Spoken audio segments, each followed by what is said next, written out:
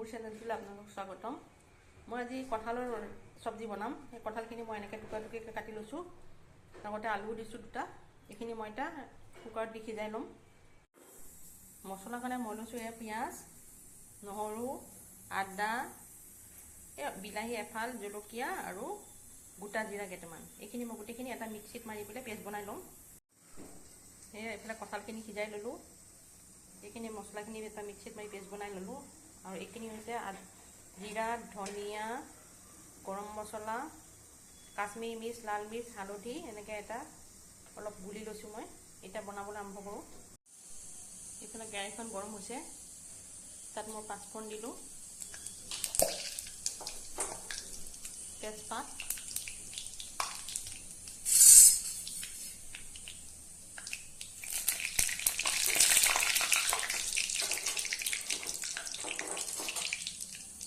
এতিয়া মছলাখিনি ঢালি দিওঁ।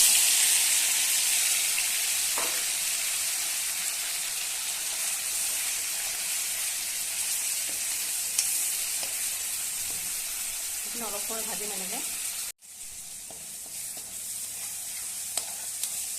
এইখিনি ভজা হৈছে প্ৰায়, গতিকে মই মছলাখিনি দি দিম।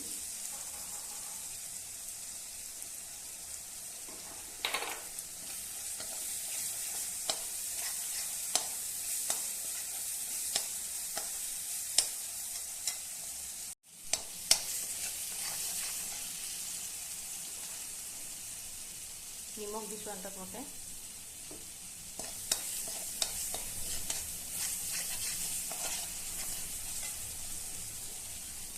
এতিয়া মই ইয়াত এইখিনি ঢালি দিম, কঁঠালখিনি।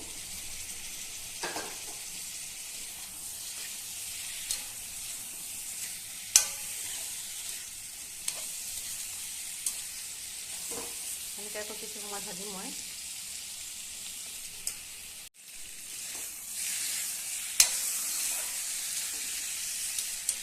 ইয়াত মই এতিয়া অলপমান পানী দিম।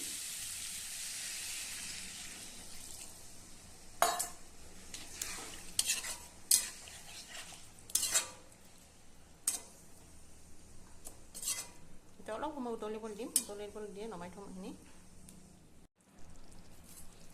এয়া মোৰ কঁঠালৰ ভাজি হ'লেই প্ৰায়। এতিয়া মই ইয়াত অকণমান ধনিয়া দি দিম। হৈ গ'ল মোৰ এইখিনি। এয়া কঁঠালৰ ভাজিখিনি হৈ গ'ল। কেনেকুৱা হৈছে জনাবচোন।